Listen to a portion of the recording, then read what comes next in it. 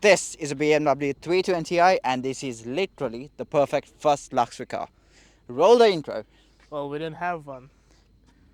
Can't be a full one? No, we Well, cannot. anyway, let's get this started. So, starting with the exterior of this car, this is a 10-year-old car, but it looks absolutely amazing. It is black, however.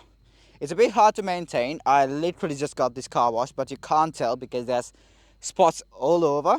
And this being the luxury line, one of the key features that tells it apart from the other two series out there is you get the luxury line alloy wheels and it comes with run flat tires at basically the front and the back.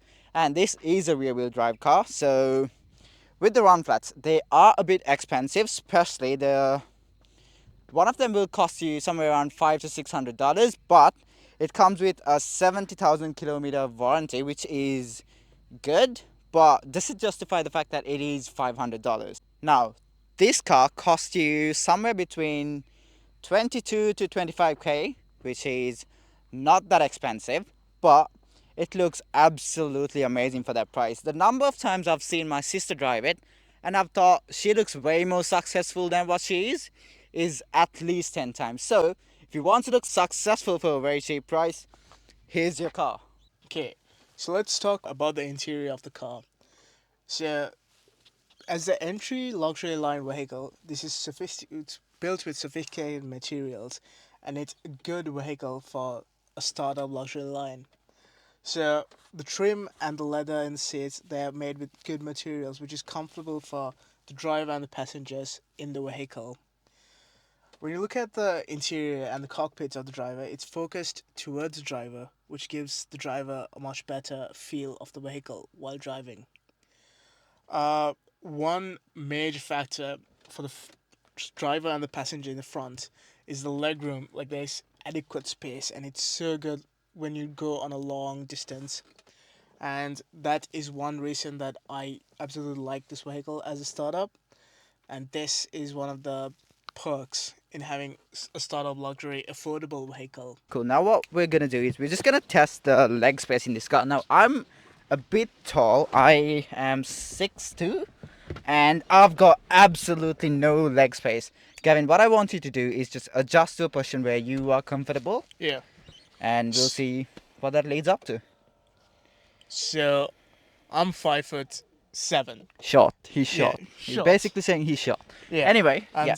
that's like basically the space that I would be comfortable at. Cool. Could go a bit more. Yeah, now that he's adjusted, I do have a bit of space. I've got an inch or two, like Gavin does, but in a different way. Anyway, I've got enough space. It's comfortable enough to go on a long ride, but I don't think it's gonna fit 3 people in the back comfortably. So Yeah. that is one drawback of that car, of this car. Sorry. But it's not a huge factor, as it's a bit smaller compared to the front, which gives the passengers in the back not a huge space for the legroom, which could be a downfall, but it has its positives as well. Yeah, now let's talk about the seats. The seats are very well made, and it's very firm, and it's so much comfortable for the driver when you drive long distances. It gives a good support to the back. It's electronic on the passenger and driver's side of the seats, which is, in my opinion, which is good. So this being the 320i, it comes with a inline 4-cylinder engine which is twin turbocharged. It produces 181 horsepower and 270 newton meters of torque. And there are two other models which comes, which is the 328i and the 335i. But I'll just put a quick table up here so that you can quickly review the facts.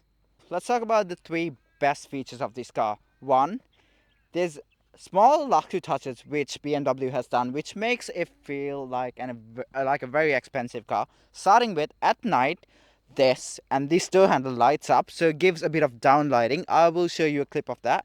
And the second best feature of this car, the windows go all the way down, and also this part of the seat, which is normally plastic on most cars, especially Japanese cars, but what BMW has done is they've included padded leather, and this is going to be one of the best things that they've added, which makes the ride for the passenger much more comfortable. So props to BMW for that. Now, the third cool feature about this car, this light is actually one of the smart lights that BMW has integrated with this car, and especially being a 2013 car, this is a very cool feature. So at night, when you turn the steering wheel, this light turns with you. This gives better visibility to the driver at night, and that's a pretty cool touch for a 10-year-old car. Now we're going to talk about the top 3 annoying features of this vehicle. Its reverse camera. It beeps the hell out when you start reversing, and it's so annoying. And that is the main feature that we all do not like. To add to Gavin's point about the reverse camera or the reverse sensory system, this comes with the reverse sensor. Fun fact, I backed this car up into one of my neighbor's cars and I still haven't financially recovered from that. So be on a slope, and I'm going to show you one of the most annoying factors about this vehicle. So you press park and then hold the handbrake and then you release the brake and then it jerks. This is something which Dinuk and I do not like about this vehicle, so it is a factor that we have to put in. Another annoying factor about this vehicle is that it only has Bluetooth for calls, and just only for calls. Like, you cannot connect it to your phone and play music, so you will always have to invest in something like this. This is an aux cable. So let's go for a drive. With this car, it comes with a 8-speed automatic gearbox, and it having 8 gears definitely helps with the ride being very smooth. And right now we are going on a very bumpy and loud road, but the cabin noise is fairly quiet, and just gonna take a corner over here and get onto the main road just to see what it's like. And we're still going in comfort mode. Let me just double check. Yep, comfort mode. So the second I put my foot down, it accelerates very, very smoothly. It doesn't jerk, which is a very good thing. Personally, I do drive an Audi, and the second I put my foot down in that, it just jerks and then sends it. But on this, the second I put my foot down, it does accelerate a bit faster, but it is very smooth, especially on comfort mode. And the suspension is quite soft, and I'm doing 100 right now, and it feels like I'm doing 20 on a very, very smooth road, which is a very good feeling. And especially going on long drives, this is gonna be a massive advantage. You're not gonna feel fatigued, you're not gonna feel tired. So in that aspect, comfortability mode is perfect for this car, and this is literally what the car was built for. So it's doing a very good job at it. So what we're gonna do is we're gonna jump on to sports mode.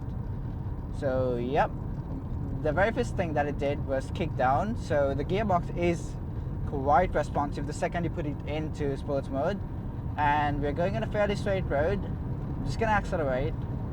There is a bit of lag, and given that it is a twin turbocharged car, it's fair enough. It got 2 turbos, it got a spool, and when the turbos are spooled enough, there's so much power here. It's literally so much fun. But the disadvantage of this car on sports mode is the suspension. The suspension still feels like it's on comfort mode. If BMW had gone and basically made the suspension a bit more stiffer, especially on sports mode, that would make it a bit more exciting. But handling wise, it's doing a pretty good job. It doesn't feel heavy, but this is a pretty heavy car, especially it is heavier than Gavin. It is heavier than Gavin, but it's so responsive, it's so agile, I'm literally out of words, because for a car this heavy, it handles perfectly. Yes, the suspension, it is a bit soft, acceleration is pretty amazing, and the overall ride quality, it's pretty good. And this car does come with basically a manual mode, which is you use the paddle shifters. So I'm just going to test that out and just kicking down. Gearbox is pretty responsive, and I'm just going to shift up. Yep, gear changes are very smooth, and this is not a DSG gearbox, but the gearbox is pretty amazing. It's pretty smooth. The second I click the paddle shifter, you can literally feel the gears skip, and it is heaps fun. It's literally fun. And there's a corner here. I'm just gonna test it out. I'm going at a faster speed. Literally nothing. It just got over that so easily. So yeah, sports mode is incredible. And there is another mode which is Sports Plus. Now on Sports Plus, what it does is it takes traction control out of the picture. I'm not going to test that because it's not my car, and I don't want to end up in a ditch because I'm filming with my friend here. We both do not want to die. So yeah, overall drive quality, it's pretty amazing. And I'm just gonna get back into comfort mode now. Once again, comfort mode, gearbox kicks up to a very high gear so that it's a bit smoother. Just cruising, just chilling, it feels pretty amazing. I just gotta turn the AC up. The pretty cool feature about this car is all the AC controls are buttons, so it's so easy to adjust. Whereas in new cars, it's all digital. You have to focus on the touchscreen, which is not very good because you're gonna be distracted just trying to adjust the AC. But if it's manual, all you gotta do is just press the button, adjust it to your face, and you're good to go. So yeah, that's pretty amazing, and that's what it's like to drive this BMW. It's pretty cool. Sports mode is very good. No, sorry, I'll take that back. Sports mode, it's good. It's just that the suspension, they should have done a better job at making the suspension a bit stiffer because it still feels like a very, very comfortable car. I mean, it was made for this purpose, so BMW did do a pretty good job on it. But yeah, driving it, it's heaps fun, and sports mode, it's cool. But if you buy this car, trust me, just put it onto comfort mode, just go for it. It's a pretty amazing car. Okay, so the final bits. What do we think of the 320i luxury model? Appearance wise, I would give it a 8.5. What about you? I would give it an 8. 8. Cool. Yep. Okay, comfortability, I would say 8. It's not too good, it's not too bad as well. It's Yep. pretty good, but it's not too good. I think I would give it an 7.5. A 7 come on. It could be an 8. Let's just round it up as an 8. Cool. Yeah. Perfect. We are not biased at all. No, I'm Not kidding. biased at all. Yeah. Cool. 7.58. And the last thing, how does it drive? What would you say your answer would be?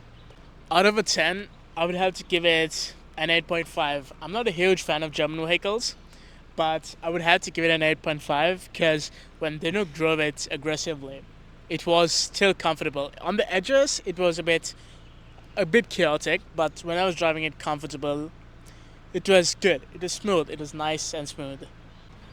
And I would say it's a solid 8.5, only because in sports mode the suspension doesn't get stiffer. It's still comfortable, so it's a bit it's wavy. It's wavy. I would say Yeah. it feels like you're in the ocean and you're going through the waves. So just because of that, 8.5, it's a pretty amazing car to drive. And what would you say? Would you say go ahead, buy it, or skip the purchase? If I had 25,000, honestly, I would buy this vehicle Perfect. because you cannot find good Japanese vehicles for that price. Yeah, they're just marked up. They got Exactly. crazy markups. So Yeah. yes, if I had 20 to 25k, And not being interrupted by other vehicles. yeah. So if I had 20 to 25k, yes, I would get this German beast. It looks amazing, drives amazing. This is how Feels I would- amazing.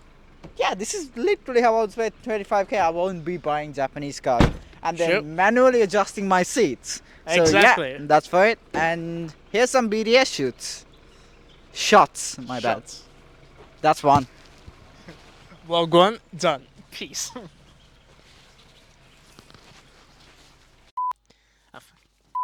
You're recording.